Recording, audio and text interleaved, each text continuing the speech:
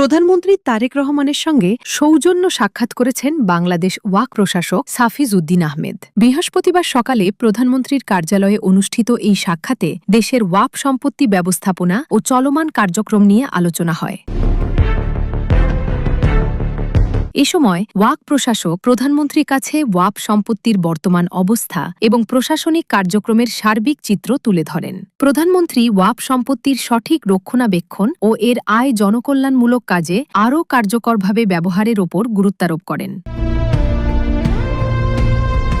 সাক্ষাৎকালে ধর্ম বিষয়ক মন্ত্রী শাহ মোফাজ্জল হোসাইন কায়কোবাদ, শামীম কায়সার লিংকন এমপি এবং ধর্ম সচিব মুন্সি আলাউদ্দিন আল আজাদ উপস্থিত ছিলেন।